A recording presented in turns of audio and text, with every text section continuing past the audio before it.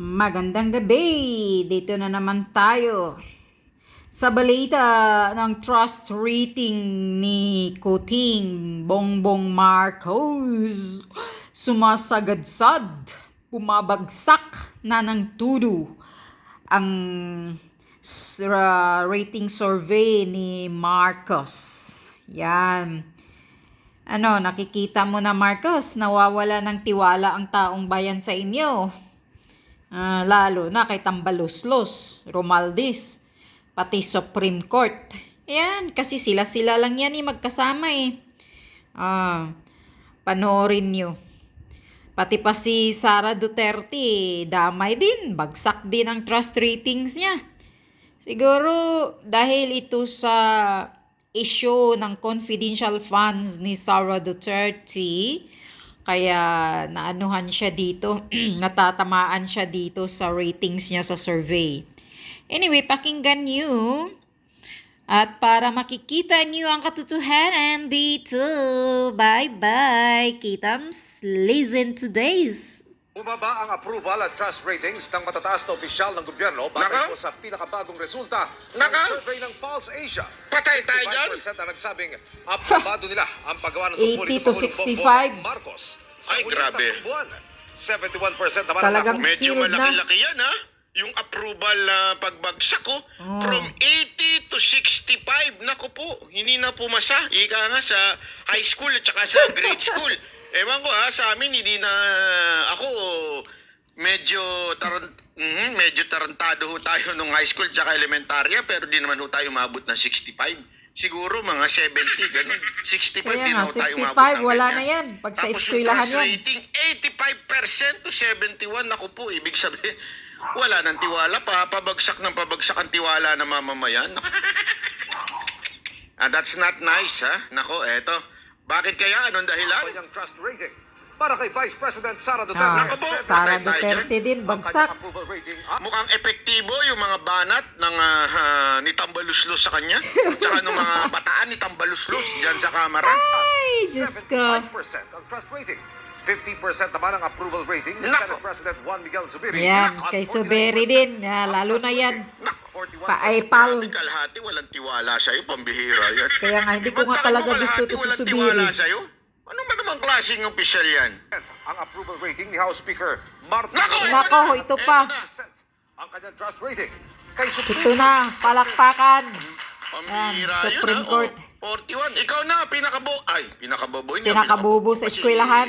Hindi naman yan grado sa eskwelahan. Ikaw na, hindi katiwa-tiwala sa bayan natin, di ba? Correct. So, alam mo na, Romualdez, mukhang yung mga desisyon mo, mukha atang wala nang tiwala sa iyo ang taong bayan. Sablay. Bakit ba? Ano ba mga desisyon nito? Kung mapapansin natin, isa sa mga desisyon nito, yung kay Tebes, di ba? Mukhang hindi nagustuhan. Mamaya, titingnan pa ho natin yan. Ha? Binabati natin yung isa pang vlogger na si Jojo Di Guzman na nandi dito. Jojo, dapat sumali ka sa amin para kasama kang sasayaw ng budots. Tuloy natin.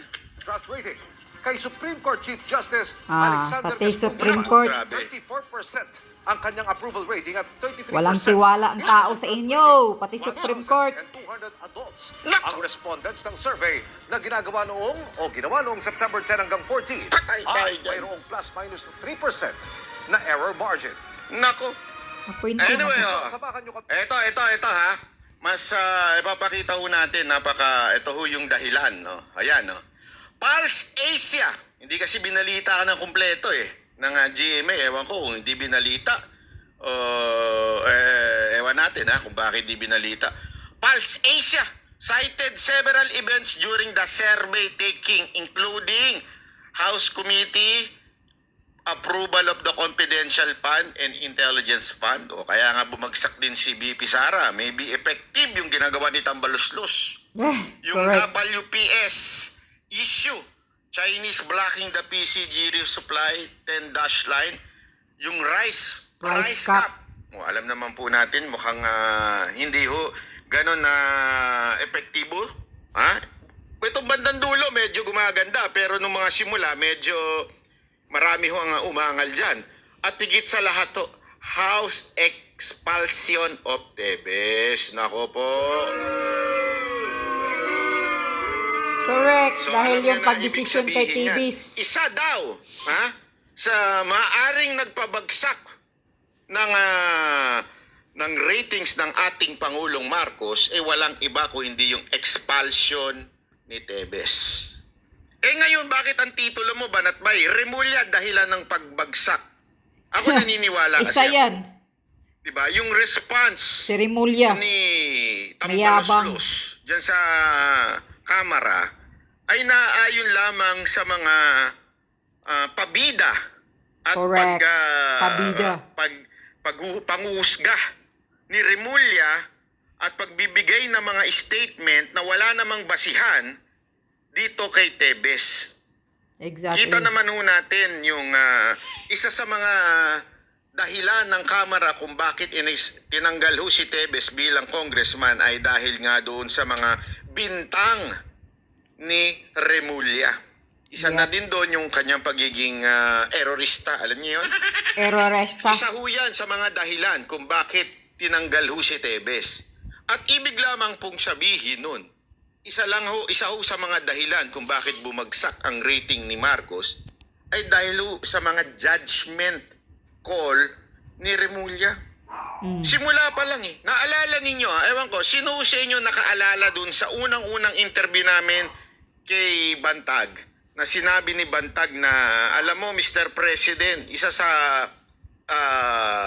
kakabagsak Yes, ng inyong narinig ko yan. pamahalaan ay walang iba kung hindi si Remulla. Rimulya. Naalala niyo yun? Yes. Diba? Nagsalita si Bantag noon. Yes. At Narinig ko yan. Hindi pa ho tumigil si Remulla sa pagpapabida. Ewan ko ba, favorite atang kainin nito, Jollibee. Pabida masyado. Diba? Bida-bida talaga Mayabang Kahit mali-mali kasi. na sinasabi, bida-bida pa talaga siya. So mukha atang hindi ho nadadala ito si Remulla sa pagpabida-bida niya. Kaya naman po, eto na ang sumunod. Ang sumunod na po, yung kay Tebes. At kitang-kita man naman po natin, diba, unti-unting nadidismiss ang mga kaso na isinampa o niluto ni Remulla. Kaya nga. Diba, kita nyo naman yung sa baril na kesyo, ito daw ay mga loose firearms. Mukhang naging tanim baril ang nangyari. Na-dismiss Alam mo, yan minsan Sa tuloy korte. talaga naiisip ng mga tao na mas malala pa talaga itong pamahalaan na ito Yes. kesa nung panahon ni Pinoy. Tama. Kasi kay Malala Pinoy, pa tanim kay bala. Pinoy. Ngayon, tanim Tanim baril. armas, tanim Diba? baril. So mukhang ganun ang nangyayari dito sa ating pamahalaan. Nakakalungkot man isipin pero yun ho talaga Mukhang ganun na nangyayari. At syempre, yung mga walang basihang paghahatol nito ni Remulla dito kay Tebes. Kaya nga yan bumagsak, di ba? Ang laking kahihiyan. Sa totoo lang, pahiyang-pahiya ho dito si Remulla. Hindi Tama. ako alam nyo, sabi nga nitong isa hindi lang tanim baril, tanim kaso pa. Correct. Grabe naman yan, tanim kaso talaga. May tanim Hindi, alam mo, kaso tama ngayon naman siya di ba? Na talagang mukhang tanim kaso nangyayari. Sunod-sunod Kaya nga mamaya, pupunta naman tayo doon sa mukhang meron na naman siyang gustong gawin sa amin, sa mga banateros na, alam mo, bumubumerang lahat sa kanya. Yung, alam mo itong si Remulla, para ito yung yung, hindi naman lahat Baka sabihin na naman ng iba, grabe ka naman. Yung yung mga taklesa, di ba? Yung mga alam mo yung mga taklesang tao, yung madaldal, daldal ng dalda, tapos dahil sa kadaldalan, sila tuloy napapahamak. Ako eto payo ko lang kay ating Pangulong Marcos. Alam nyo, gumaganda na sana yung ginagawa ninyo yung sa di ba? Kaya lang, nasisira talaga kayo ng mga tao. Di ba? Di ba matagal ko naman sinasabi sa inyo, no? Noon pa sinasabi ko na sa inyo. Sa tingin ko, si Pangulong Marcos, wala naman siyang wala siyang masamang, alam mo yun, masamang intensyon. Sa tingin ko, matagal ko na sinasabi to Wala naman siya Hindi naman niya siguro Si gusto Ma'am Shi lang, si Lisa Smugs ang may para intention. magnakaw pa. Sa tingin ko may pera na yung mama. Matagal na yung pamilya nilang may pera. Maniwala ka dyan, may pera. Wala eh. Hindi din siya... Kasi ito in fairness, di ba alam naman natin, binanatan ni Pangulong Duterte si Marcos. Di ba? Alam natin yun. At the same time, alam ko rin na ilang beses lumapit si Marcos kay Pangulong Duterte pero hindi napagbigyan. Alam ko ho yun. Naikwento sa akin yun. Pero gayon pa man, hindi ho siya nagsalita laban kay Pangulong Duterte. Yung bagay na yun, na-appreciate ko yun. Totoo lang, na-appreciate ko yun. Pero gayon pa man, ang sumisira kay Pangulong Marcos, walang iba ko hindi yung mga tauhan niya. Yung mga tauhan niya na hindi niya mapigilan ang bibig. Hindi niya mapigilan yung mga kabalastugang ginagawa sa gobyerno. Hindi rin niya Na matanggal-tanggal. ikinakapahamak ng kanyang gobyerno. Walang Yun bayag. ang talagang nakikita ko dito. Walang biro ho. Mga nakapaligid, bahala na ho kayo. Kasama na ho dyan yung mga iniisip ninyo. Pero Sama more dyan than si Lisa anything Smugs. else, sa tingin ko, pinaka talagang mukhang dahilan ng ikababagsak nito talaga ni Pangulong Marcos etong si Remulla. Dapat talaga dito si Bakin na to Hindi, walang biro. Dapat to talaga, ewan ko kung kaya ni Pangulong Marcos yun kasi Cavite yan. Kailangan na naman ng boto niyan sa 2025. Tama. Pero Hindi, wala yan na ho, sisibakin. Wala na hong ginawang tama etong ahensya ni Remulla. Diba man, pansinin nyo sekretary ka, mape-fake news ka ng tauhan mo. Anong klase ka sekretary? Wala ka silbi. Lutang. Isipin nyo yun mape-fake news ka ng mga tauhan mo. Anong tawag sa'yo? Gullible. Di ba? Hindi, isipin nyo na lang mabuti yun. Gullible ang tawag sa ganun. Mantakin mo, nauuto ka ng mga ano mo at sasabihin mo, ay, na-fake news ako. Ilan pa kaya sa mga bulong-bulong na mga katabi mo dyan ang nag-fake news sa'yo? Diba? Isipin nyo yun. Isipin nyo na mabuti yun. Kaya nga ito hanggang hindi tinatanggal ni Pangulong Marcos itong si Remulla, I'm telling you now, dadaos-dos itong si Pangulong Marcos. Tama. Maniwala Lahat sila ko sa akin. alis Kasi sa pwesto. Yun ang tama. Napaka-importante na nakikita ng mamamayan na meron hustisya sa ating bayan. Normal naman po kasi na meron talagang mga hindi magagandang nangyayari. It's not a question of meron bang magandang nangyayari, may masama bang nangyayari. Kasi tandaan ninyo kahit naman noong panahon ni Pangulong Duterte, meron namang nangyayaring masama. Ang maganda lang nung panahon ni Pangulong Duterte, nasusumbungan siya. Pag sinumbong sa kanya, pag sinumbong kay Senator Bongo, naaaksyonan. Di ba? Ngayon hindi Yun ang problema. Ngayon na sino ba dapat ang aaksyon dyan? Martial Pagdating law sa na ngayon. hustisya? Ibig sabihin, justice. When you say justice, ito ho ay pagdating ho sa mapa-oposisyon, mapa-kritiko, mapalaban sa gobyerno, dapat pantay ang hustisya. Tama. Kaya nga, kung mapapansin nyo, di ba, yung simbolo ng justice, yung nakapiring na mata ng babae at tinitimbang ayon sa ebidensya, hindi ayon sa itsura nung tao o di kaya sa kalagayan ng tao. Di ba ho? So, napaka-importante nun. Kung naaapi na nga ang mga kababayan natin, kung naaapi na ang mga ordinaryong Pilipino, paano pa sila makakakuha ng hustisya kung ikaw, Remulla, ang nakaupo dyan?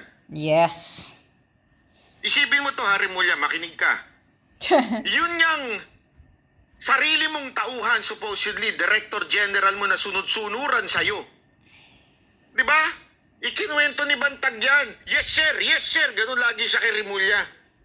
Hindi mo ipinagtanggol nung nagipit. At ewan ko kung hindi mo pinagtanggol o isa ka sa mga kumukumpas. Hindi natin alam, di ba? Pero gayon pa man, kung yung sarili mong tauhan, ginanyan mo, what do we expect from you kung kami mga ordinaryong Pilipino? Tama. We cannot expect anything from Remolia. Dahil yung mga kasamahan nga niya, nilalaglag niya, ayaw niyang dipinsahan, kaya ito na. Ano na, Bongbong Marcos, pag hindi mo tatanggalin si Remolia, siguradong sasadsad pa yung trust ratings mo. Pati si Inday Sara, natamaan si Inday Sara, bumagsak din ang trust rating. Hala, sama-sama kayo. Kasi ginusto mo din naman yan, Inday Sara, diba? Gusto mong kapartner mo si Bongbong Marcos. Sige, padayon ka mo. Yan, bagsak-bagsak na. Grabe ang kay Tambaluslos, Romaldis talaga, bagsak na bagsak. Kahit kung elementary yan, hindi makapasar. Tambaluslos. Yan, huwag ka nang umasa kasi. Umaasa ka kasi nangangarap kang tatakbo kapag ka presidente. Wag na, sabi pa ni Maharlika. Hindi ka mananalo. Sabi ni Maharlika yan. Ayusin nyo yung bayan, hindi yung, sabi ni Maharlika, pag nanakaw, ang iniisip ninyo, pamulitika. Yun ang sabi ni Maharlika, puro kayo, pag nanakaw ang iniisip nyo, hindi mo pa daw sinagot yung heavy luggage na dumating sa iyo. Oh, Tambaluslos, ano daw yun? Yung heavy luggage, galing sa Galing sa Okada. Ay, nako, ang dami mong issue. Ang dami ninyong mga issue talaga. Si Maharlika alam na alam ang lahat ng issue. Anyway, hanggang dito na lang. Yan. O, tingnan nyo. Ito ang gobyernong palpak. Lahat ng ahinsya palpak. Anong inaasahan natin? Talagang nakakawala ng gana itong Pilipinas. Kasi ang nakaupo, puro pamolitiko, puro mga hungry in power, mga gutom sa kapangyarihan, lalo na si Remolia, ang yabang-yabang, gutom na gutom sa kapangyarihan, gusto niya siya ang Diyos in power. Nakakasuka kayo?